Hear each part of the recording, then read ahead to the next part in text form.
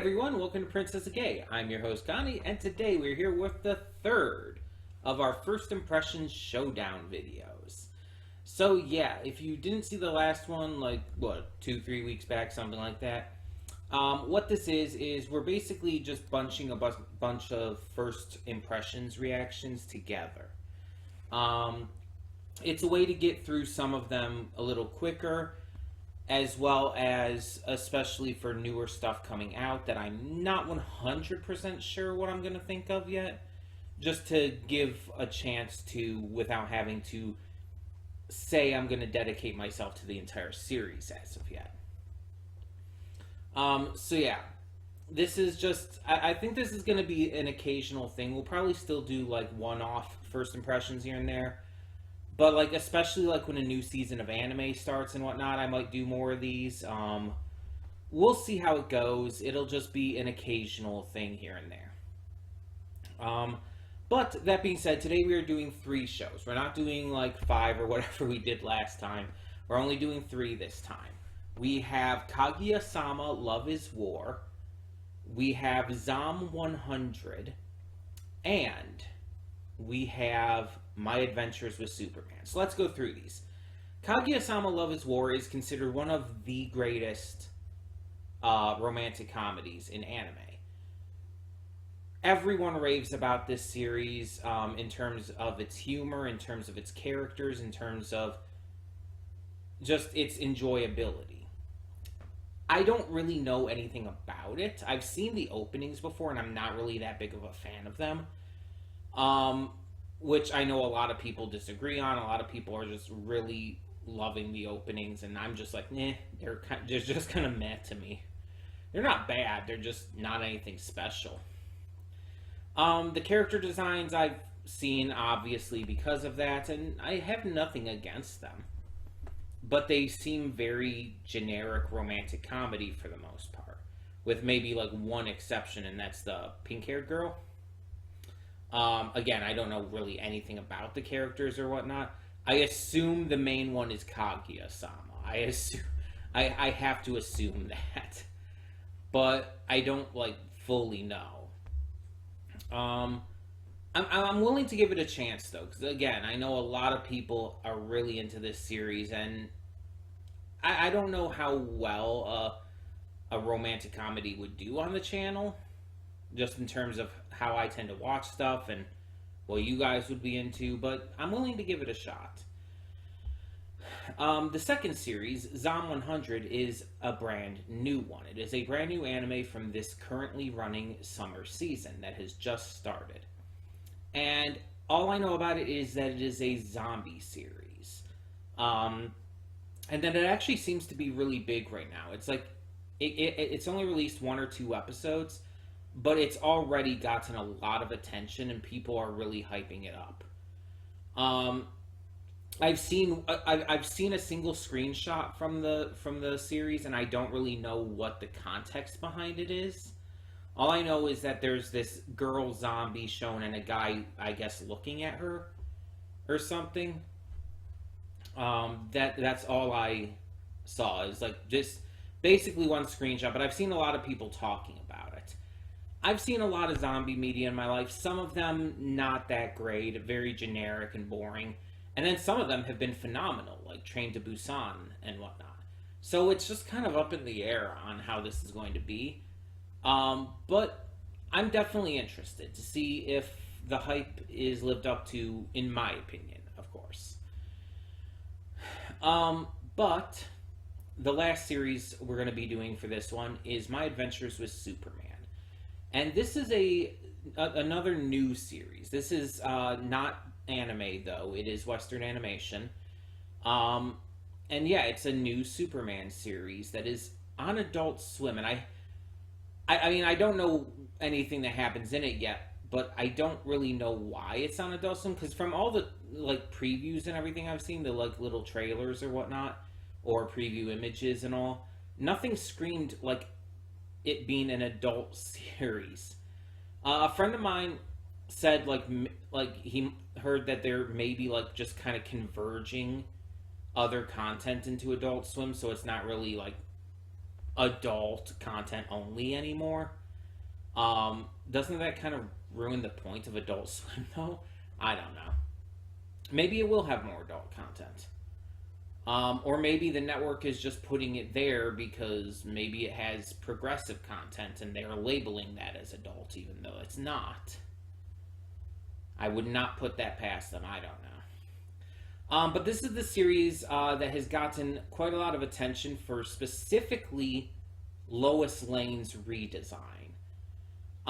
There is a lot of controversy from idiots out there who are bitching that she is a person of color, that she has short hair instead of the long, dark hair that she's known for, and that she's kind of this chaotic little gremlin instead of this femme fatale type character that you would more typically associate Lois Lane with. And this is the same kind of bullshit that was going around when like the She-Ra reboot came out. People bitching about the redesigns of those characters, of She-Ra, of Glimmer, of Catra, Spinnerella, and so on and so forth. People are just super terrible and super bitchy about characters who have body diversity, who have racial diversity, and, you know, who aren't all just stereotypes, basically. And this has been proven time and time again. It's unfortunately not been slowing down as much as it needs to be. These people are just continuing to be as terrible as they are because they know nothing's going to stop them from being so. Luckily, most people seem to not be in that realm. It's the vocal minority that are being assholes like this. She-Ra still did exceptionally well during its run, and I've heard good things about this. I've heard people are really liking this so far. Now, I do know with this series there are 2 episodes released and it is a 2-parter, but we're only going to be doing the first episode here today. 1 for time constraints, and 2 just because, like, even though it's a 2-parter and everything, I kind of want to just see based on just the first impressions, because out of the 3 series, this is the one I honestly just believe more than likely I'm going to continue reacting to. I don't feel like I need to be convinced with this one as much, so we're only doing 1 episode. The other 2, with Kaguya-sama and Zom 100, those 2 I'm not as familiar with going in as I am with, like, the lore of, like, Superman and whatnot, as well as just generally I've seen more for this series than either of those other 2, just going into it. So because of that, I feel like this series is already going to be a more than likely one that I'm going to come back to in the future. The other 2, who knows? But hell, I could end up being completely wrong for all I know. I might not end up liking this series, but honestly, I kind of doubt it. I kind of feel like this one is kind of in the bag for me, but anything can happen, so who knows? We'll see. We'll see. All of that being said, yeah. So they are going to be linked down in the description below, but just like with the last one, they are going to be linked separately. They're all going to have their own videos on Breach, so you can watch them as you're able and whatnot. Don't feel like you need to watch them all at once, or you have to save any timestamp for when the next one starts. They're all going to be in separate linked videos, just to make it easier on everyone. But that being said, the just like with last time as well, the afterthoughts are also going to be in order. I will timestamp them in the progress bar of the video, so you can go to each afterthoughts as you watch them. Yeah, it'll be pretty simple in that way. We did it with the last one, and there's less videos to get to this time, so All of that being said, thank you so much for tuning in. And we're just going to get right into it. So, when the screen fades to black, pause this redirect and go to the description below. Follow the link to the reaction and after, or to the reactions, and after you watch them, in whatever order or at whatever points you want, come back here and watch the respective afterthoughts. Because, yeah, after it fades to black and then fades back in, everything from that point forward will be my afterthoughts in this redirect video. And will contain spoilers to the first episodes of these 3 different series. That all being said, thank you so much for tuning in. And for now, I will see you at the reaction. And we are back, and we'll begin the Kaguya-sama Love is War portion of these afterthoughts in 3, 2, 1, now. So, this was boring as fuck. I was waiting for it to be funny. And I guess in that way it kind of makes me think of Bocchi the Rock. Because it's like that series, like everything I had heard, everything that had been like told to me is that it was supposed to be like really funny and everything, and it's like it just kind of wasn't. And this is like, this, honestly, I would say this is even like more notably so. Or I guess less, technically, would be the right term. It's less funny than even Bocchi the Rock was. It's like, I think the joke is supposed to be that everything is presented by either the narrator or their inner thoughts or whatnot as being so over the top that it's ridiculous, and that's what makes it funny, but that's not funny. There's nothing funny. I know humor is subjective. I understand that, but I don't understand how that's supposed to be funny. You can't just make something over the top and expect it to have humor. You have to inject humor into it as well. Like, JoJo's Bizarre Adventure, for example, is not funny because it's over the top. It's funny because they take the humor and that's what they make over the top. They're specifically making the humor that they put into it ridiculous and over-exaggerated. It's not just random over-the-top reactions for the sake of being over the top. And I know I'm saying over the top a lot here, but I'm trying to get that point across. Because that's all that this is. It's just taking mundane things, mundane reactions, and inner thoughts and whatnot, and adding this extravagant, how do I put it? This extravagant overreaction to everything without actually trying to make it comedic at all. It's just making everything exaggerated for the sake of doing so, rather than for comedy. And it just comes across as like boring because of it.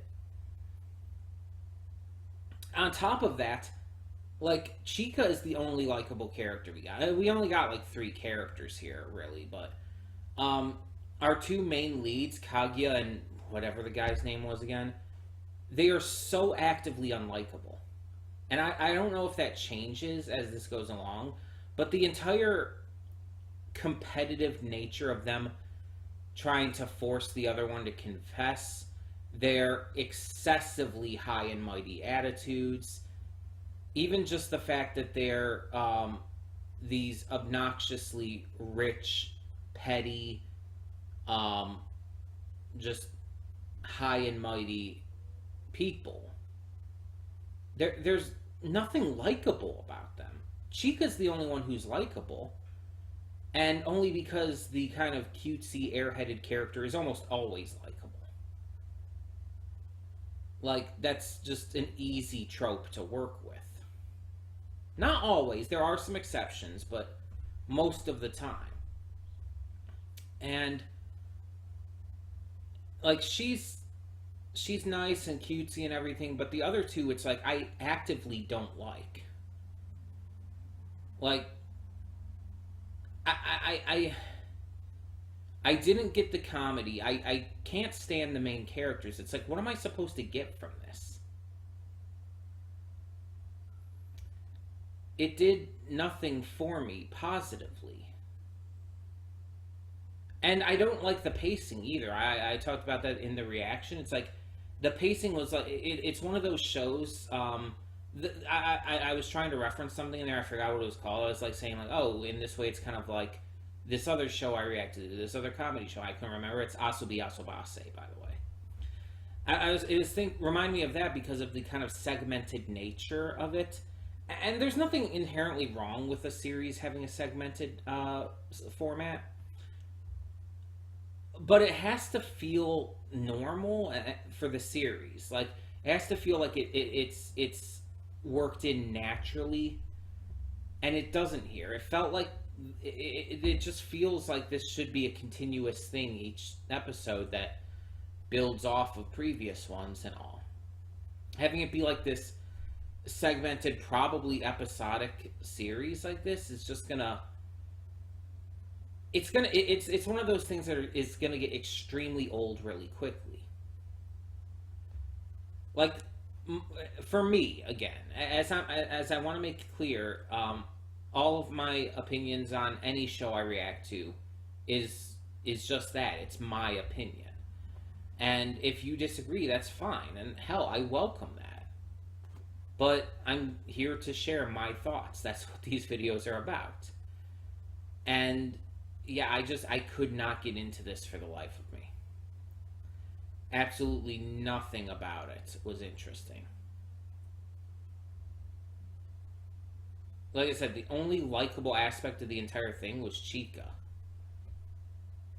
And only because it's, like, very easy to get that kind of character right.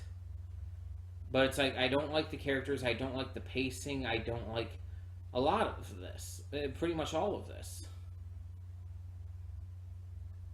It's like, it's just not my thing, clearly. And, I mean, at least I can say I've given it a shot. At least I can say that I've given it a chance now, instead of just, like, not having done so before. And I didn't even know what I was going to think going into this. Because I really didn't know anything about this other than it was a romantic comedy. So I had no preconceived notions. It's just... It just left me really bored in the end. It didn't do anything to hook me in, to get me invested in the show or its characters. I'm just not...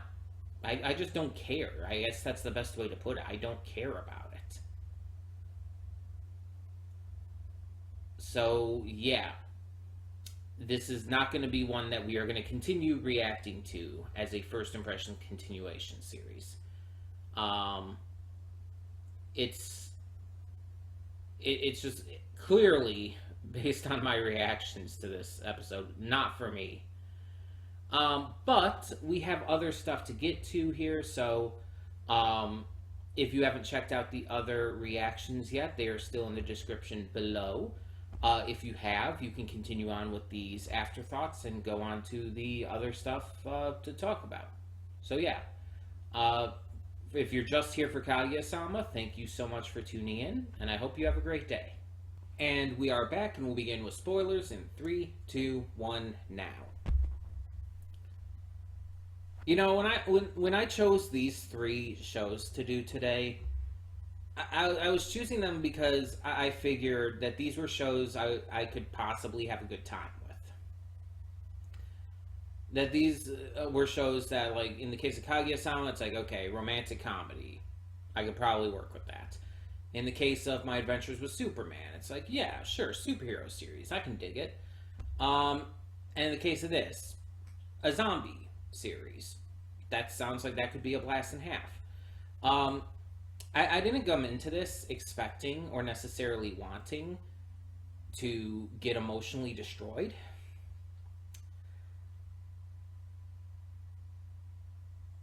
I was not prepared for this today. I did not ask for this today. Um,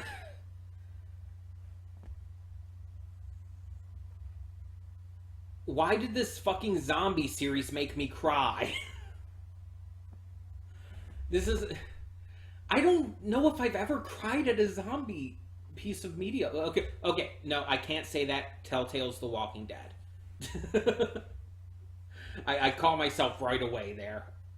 But outside of that, yeah, and it's like, okay, so even if you just want to say like a series or a movie, like outside of video games, because video games is a more active medium. You're playing, you're actively doing stuff instead of just watching passively. So it's a different experience than watching a movie or a show. So to be fair, you could count that separate because of active versus passive medium. So let's say in terms of a passive medium like a TV series or a movie, I don't think a zombie one has made me cry like this. Like I've gotten invested and I've cared about characters and plot lines and stuff, but to just get emotionally broken like this because of the this character's plot's the wrong word. I'm sorry, I'm thrown off right now. I'm trying to like figure things out. This character's, I don't want to say arc because it's literally just the first episode. This character's story, his background works. This character's background in just this first episode, just it broke me. And it's because for sure of how relatable and like heartbreaking it is. Like if you have a character who not only celebrates the zombie apocalypse coming, but specifically for the reason that he is no longer has to go into work and feels free, that is fucking heartbreaking. And they could have just said that. They didn't even have to show exactly why he had those feelings. Like, you could have inferred from that alone.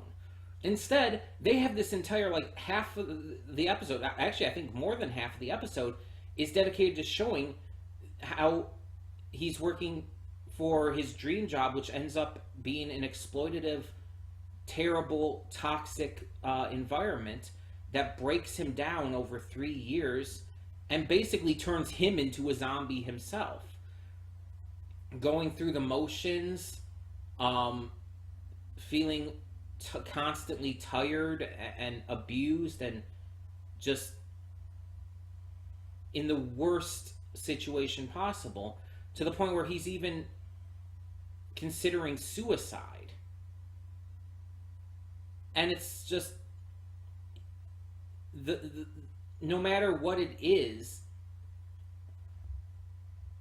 there's not really much helping him. The only thing that is kind of a light in his life is Otari, this office girl who's more than likely being forced into an affair with the CEO. It very much did not read as consensual. Let's say that. Like, she was even protesting and telling him not here when they were in the closet or whatever it was, doing the nasty. It very much read as unconsensual. He probably threatens her job with it. He's probably, like, forcing it on her in order to, like, maybe make more money or whatnot. The point is, it does not read as consensual. And then it's like, never faces any real justice for that. So that's fun as well. No, instead, she dies and becomes a zombie. And the one guy who would have treated her right and would have, actually, been good to her and not treated her like an object for sex, he has to end up running away from her because she'll kill him otherwise. And at least he got to confess his love to her, even if she was already a zombie by the time it happened. At least he got some level of closure. But it's like, Jesus. It's like, I've seen a lot of shows that, like, that can hit you really hard at times. And even in the first episode, there are first episodes that definitely do that. It is just that I wasn't expecting it from this. It came so out of left field for me that it really genuinely caught me off guard, and just kind of fucked me up a little bit, if I'm being honest. Ugh. Now I kind of wish this was the last thing I reacted to, because I don't know how I'm going to like psych myself up to watch Superman. Oh my god. Um, I've seen, like I mentioned, I've seen a lot of zombie media, and there's a lot of depressing shit in it. Obviously, from family members and close loved ones dying and everything, having to deal with a lot of the horrible circumstances of something like a zombie apocalypse. It's like, yeah, there's going to be a lot of horrible shit. But at the same time, I wasn't expecting like the most horrible shit we see in this first episode to be pre-apocalypse. And like I said, it's like all this stuff with like crunch and exploitative work environments. It's like this is something that people speak out against in our current day. It's not an unknown concept. It's very real, and it's very toxic to see people put through this. And they can't just quit. They have bills to pay, families to take care of. They can't just leave that. They really have very little choice. Which is why these companies can get away with exploiting their employees like this. Whether it be through toxic crunch time, just terrible work environments, horrible people in charge, or whatever else. It's atrocious. And even weirder than just the fact that like we have this main character who's again basically glad that the zombie apocalypse happened because it means he can get out of work. Even weirder than that, I can't blame him. Because like I mentioned, like when I was kind of breaking down a little bit and had to pause the episode, I've been through this shit. And I've had so many people like minimize what I went through. It's like, oh, you only worked there for 6 months. Oh, it was a Wendy's. You didn't go through that much problems. I've had people do this shit to me. Minimize the trauma, a literal trauma I have from working there. Minimize the fact that it literally caused me to try and kill myself multiple times. And it's not the only it's not the only circumstance in my life back at that time that led to all of that, but it was a major one for sure. There were a lot of circumstances that led to it that built upon each other, but all of them mattered. And like I said, it's kind of the reason why I haven't had a job since then, like an actual job, quote unquote, because it traumatized me to such a degree that even just the idea of applying scares me, like actual scares me. Not like, oh, it shakes me up a little bit. No, like actually fucking terrifying. And it's not something I can just get over. It's that bad. Honestly, I fucking need a therapist, but I can't pay for that shit either, because that shit's expensive. Because, of course it is. Not like mental health is important or anything, it should be accessible to everyone.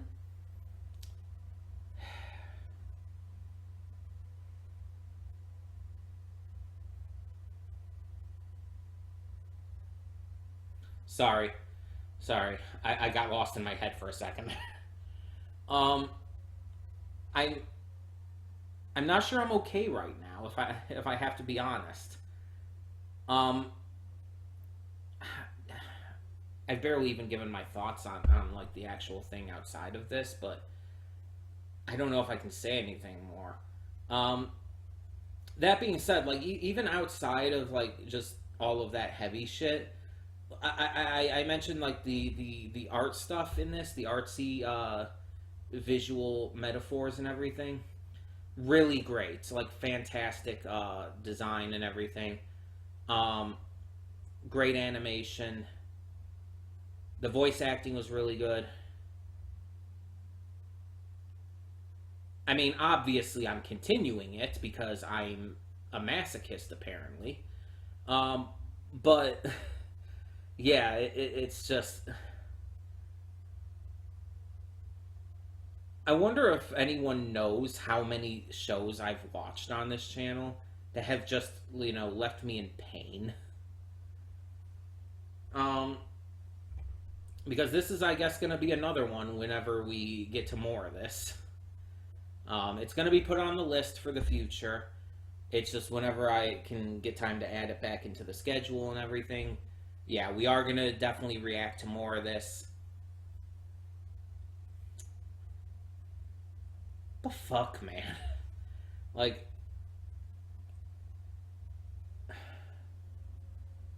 okay. Thank you for tuning in to the Zom 100 portion of these afterthoughts. Whether they're the first ones you're watching, or the last, or even just right in the middle based on the order that I recorded them in and they're put up in. I hope you enjoyed. And the video is now going to be moving into the final portion of the afterthoughts, which will be centered around my adventures with Superman. The link to the reaction itself is once again in the description below. So if you haven't watched that yet, it would be a good time to pause and go do so. But that being said, thank you so much for tuning in. And if you're just here for Zom 100, hope you enjoyed the reaction. Hope you enjoyed my pain. Like, legitimately, I hope you enjoyed it at least. That would give me some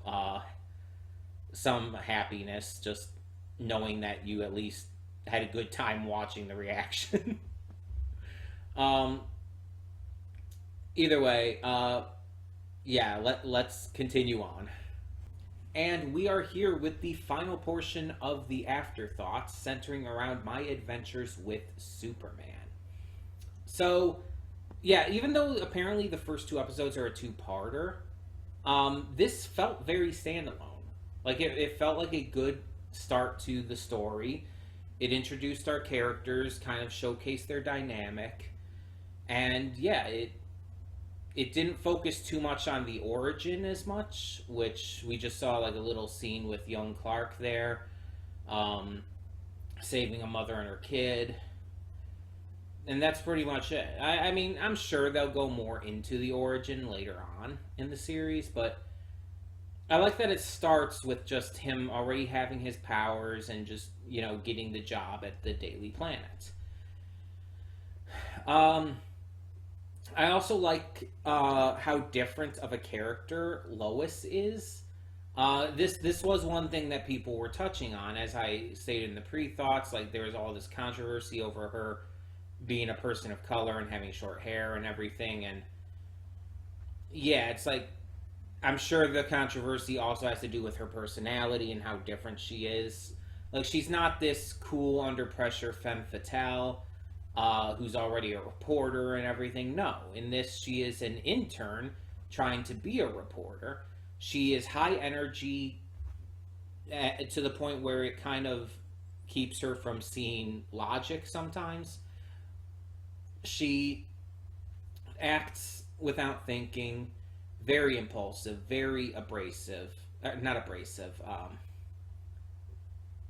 but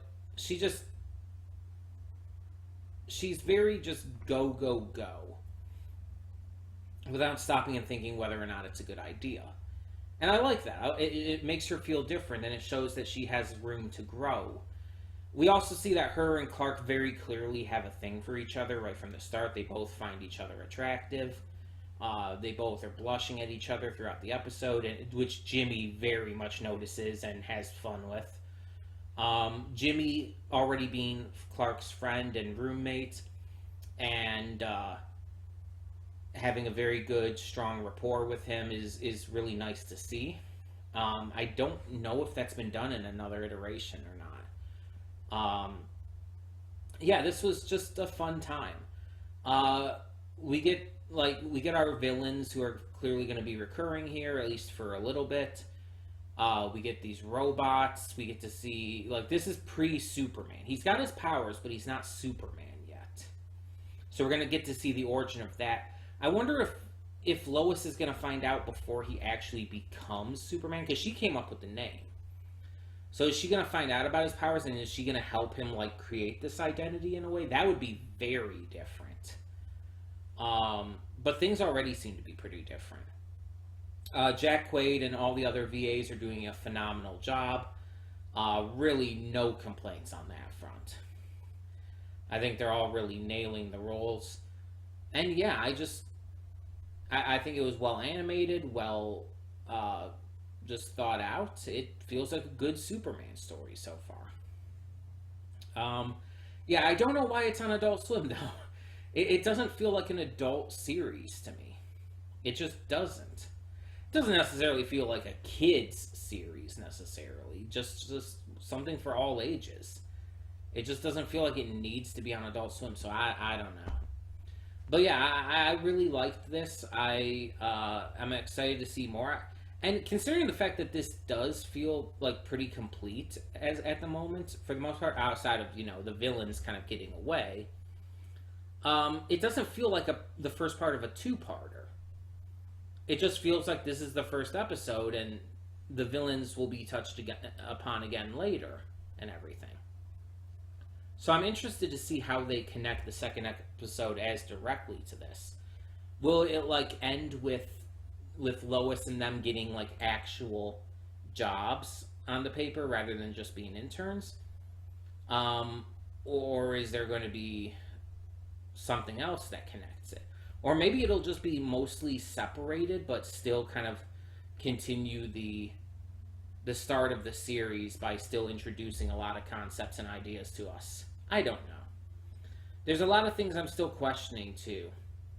Like, I'm guessing that superheroes aren't just a common thing in this world at this point.